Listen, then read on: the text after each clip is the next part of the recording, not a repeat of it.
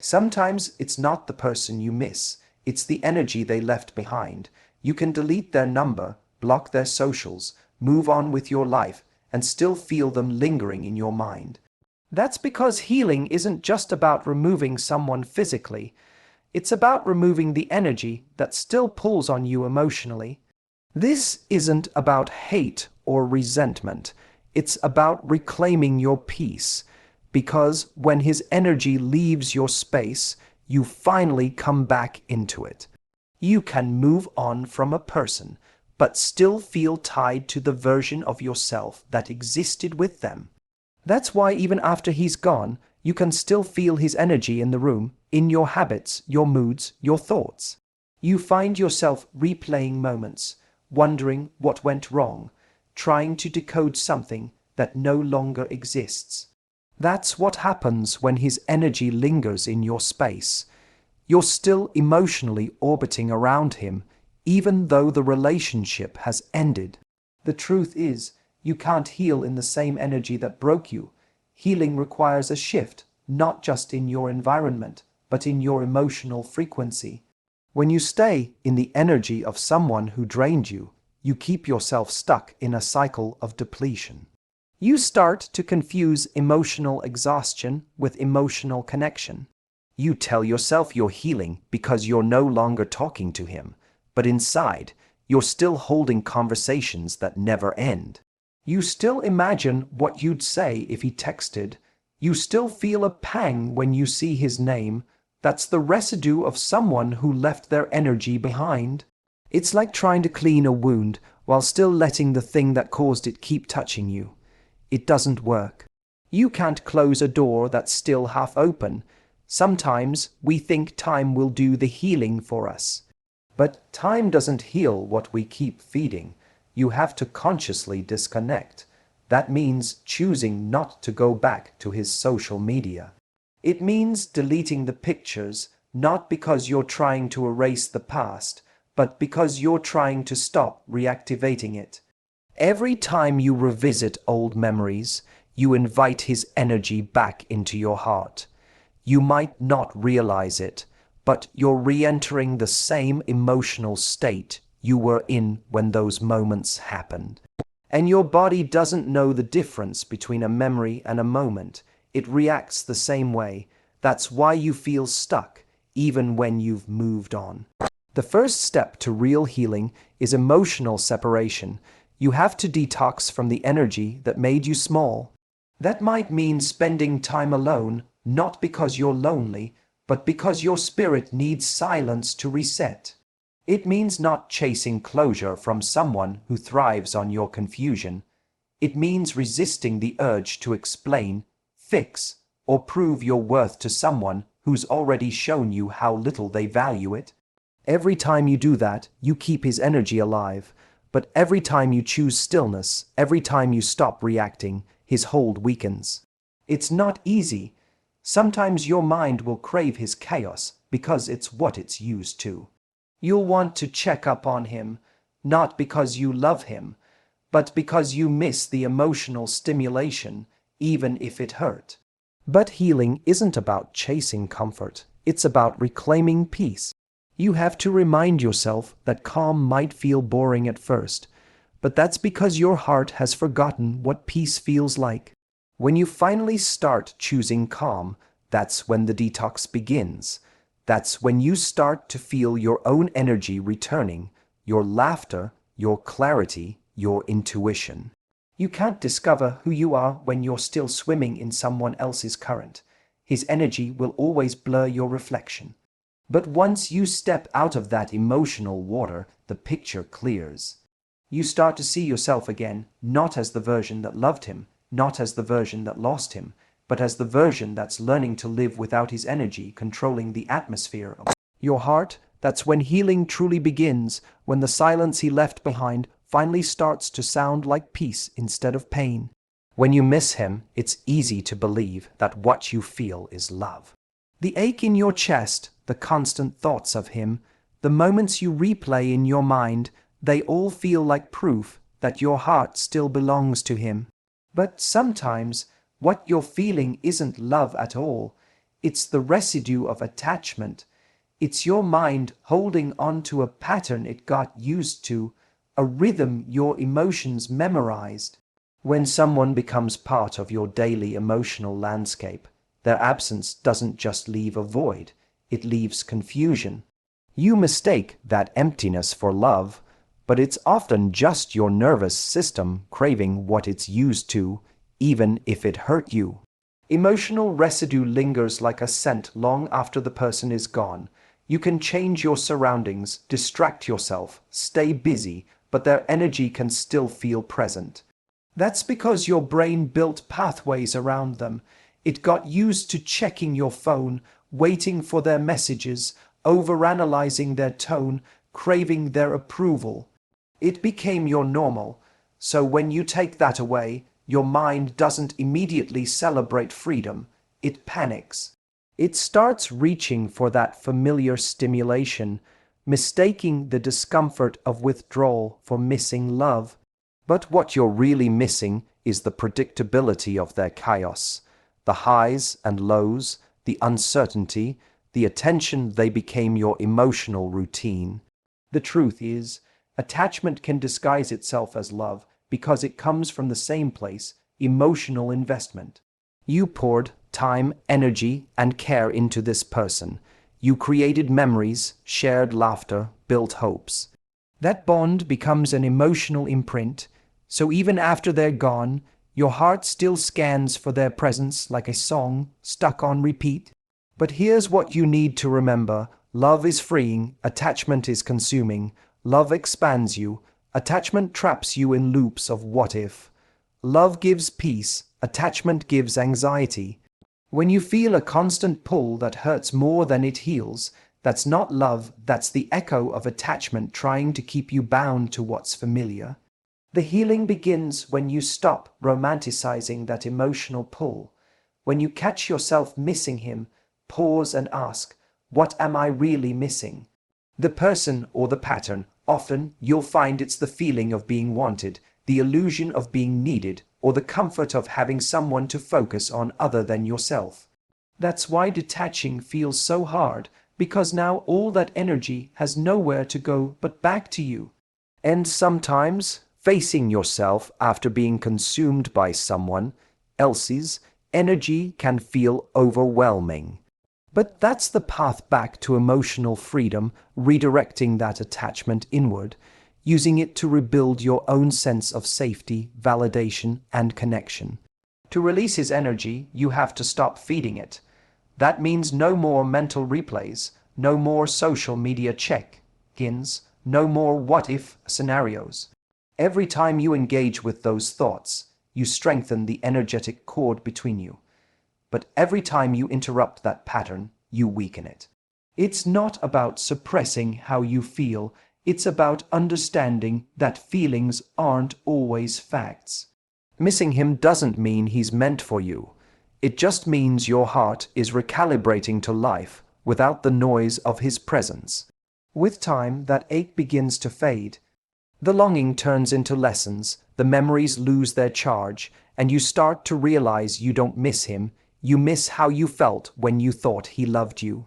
And that's a crucial distinction, because once you see it clearly, you stop waiting for his energy to fill your world again. You begin the real work, learning to fill it with your own. And when that happens, you no longer crave what drained you. You start craving peace, alignment, and emotional stillness, because that's what love, in its purest form, actually feels like. There's a misconception that detachment makes you cold, distant, or heartless. But the truth is, protecting your energy isn't about closing your heart. It's about keeping it safe from people who don't know how to handle it. When someone has left you drained, confused, or emotionally scattered, the most loving thing you can do is stop giving them access to the parts of you they've already misused. Detachment isn't about revenge or indifference. It's about self-preservation. It's about realizing that your energy is sacred and not everyone deserves to touch it. When you start to detach, guilt often shows up first. You question yourself, Am I being cold? Am I overreacting? Should I have tried harder? That's because you've been conditioned to equate love with endurance. You think that caring means holding on, even when it hurts. But love that depletes you isn't love. It's self-abandonment disguised as loyalty. Protecting your energy doesn't mean you've stopped caring. It means you've stopped allowing your empathy to be manipulated. It means you've stopped giving explanations to people who only listen to respond, not to understand. There's power in silence, and there's healing in distance. Every time you choose not to check his profile, not to respond to a message that only stirs old pain, not to reopen the door that leads to the same confusion, you're taking your energy back. You're teaching yourself that peace is more important than temporary validation. You're showing yourself that your self-worth doesn't live in his attention, but in your ability to protect your emotional balance. Detachment isn't about pretending you don't care. It's about not letting someone's presence control your emotional temperature anymore. The hardest part of protecting your energy is that it feels unnatural at first.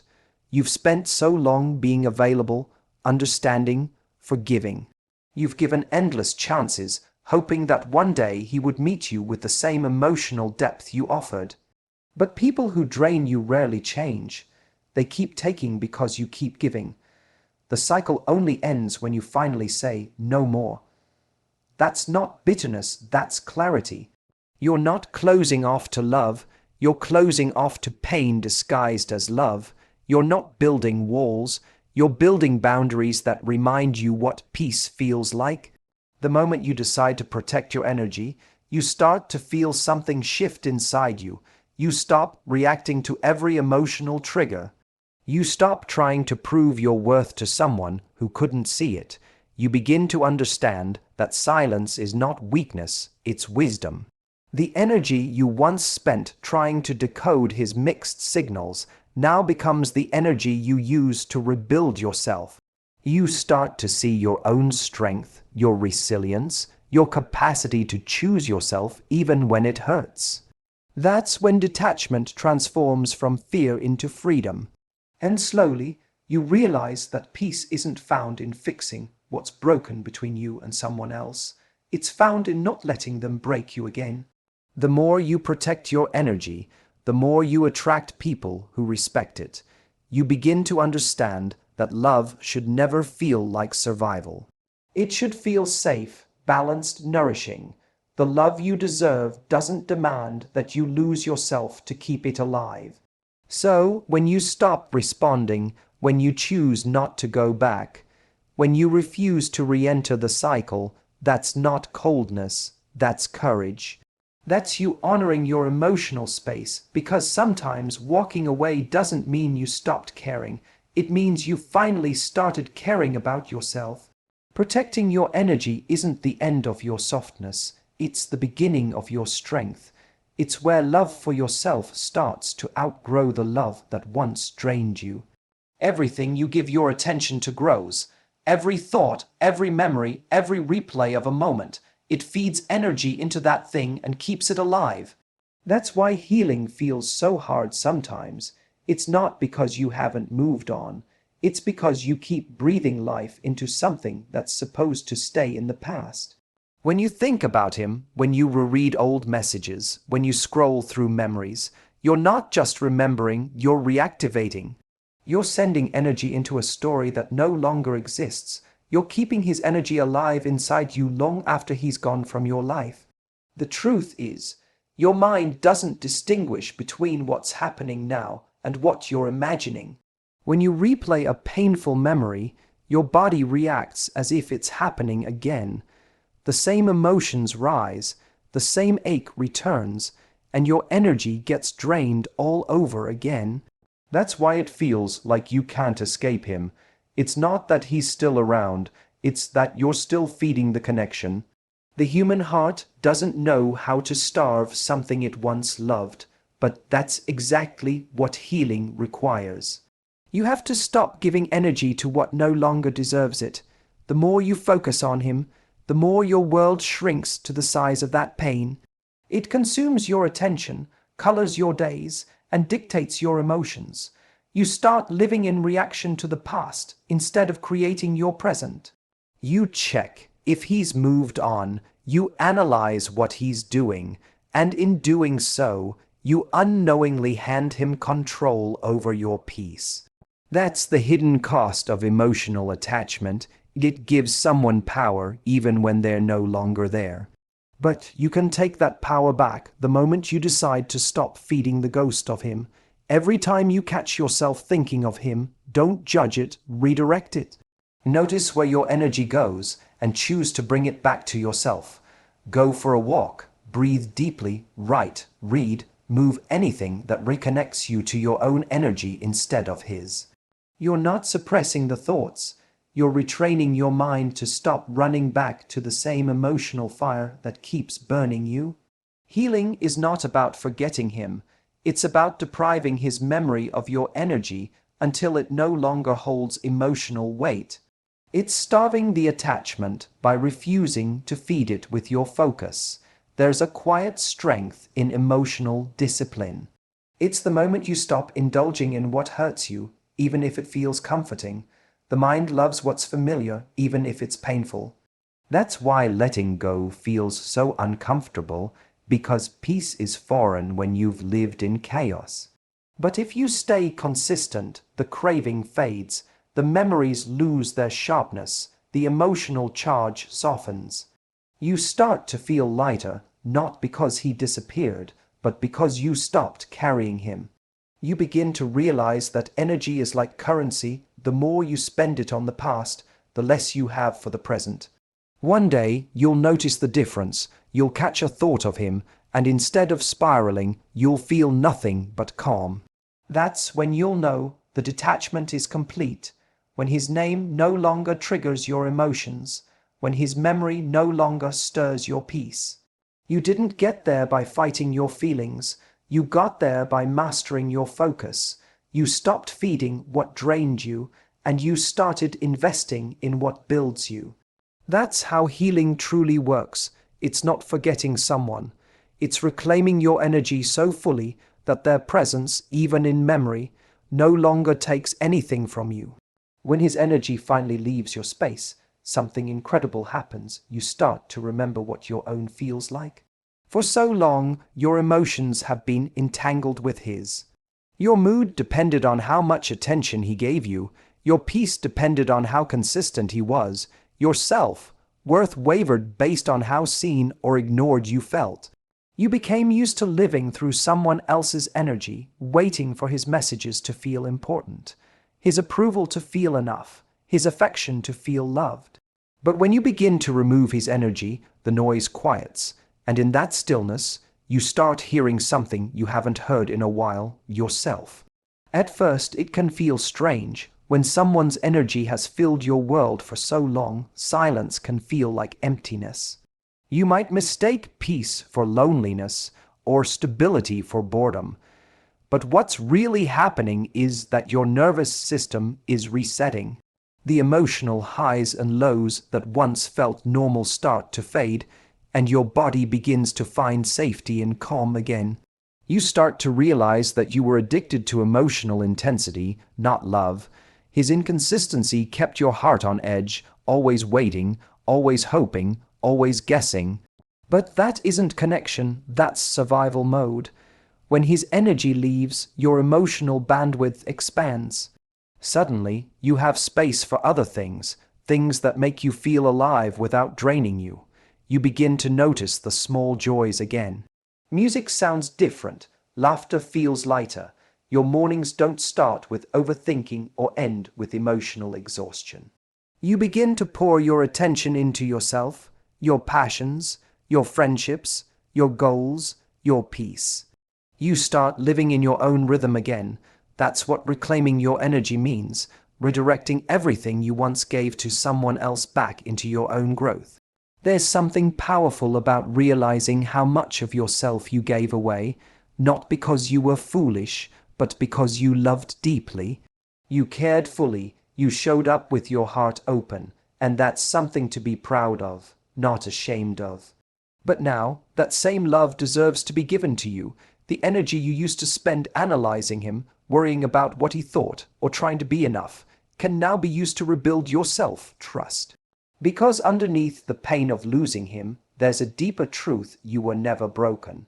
You were just disconnected from yourself. His energy overshadowed your own light, and now that it's gone, that light starts to shine again. You'll begin to notice that your intuition becomes clearer.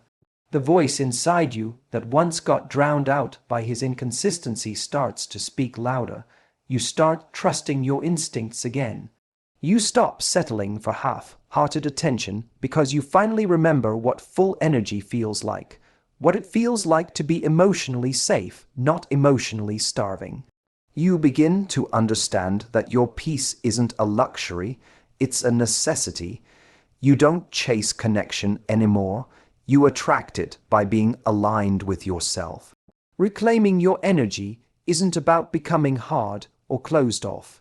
It's about becoming whole again. It's about realizing that the love you were trying to get from him was never lost. It's just been waiting for you to redirect it inward.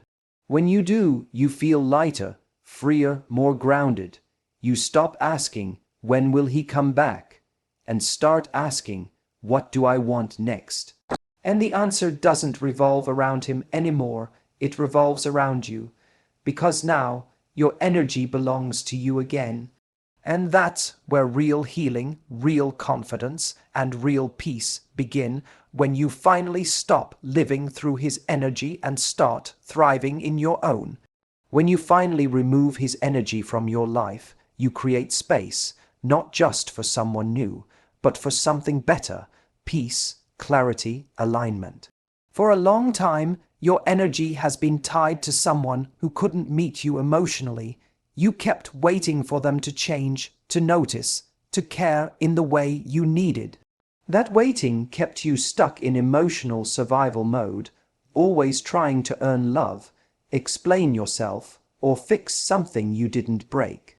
But once you clear that space, once you stop holding on to what drains you, you begin to see what you were missing all along: the version of you that existed before him, the one who loved freely, without fear, who believed in her worth without needing validation, who knew that love wasn't supposed to hurt this much. Letting go of his energy doesn't mean you've stopped loving him. It means you've stopped allowing him to control your inner world.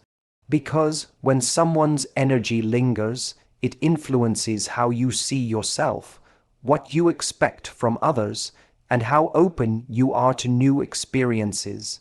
You start comparing every new connection to the old one, or you start protecting yourself so fiercely that no one gets close. But the moment you truly remove his energy, you stop living in reaction to the past. You stop measuring future love by old pain. You stop letting what someone couldn't give you define what you deserve. That's where freedom begins, when your heart no longer flinches at the thought of him. Clearing his energy means forgiving yourself for the parts of you that stayed too long. It means releasing the version of you that accepted confusion as connection and silence as strength.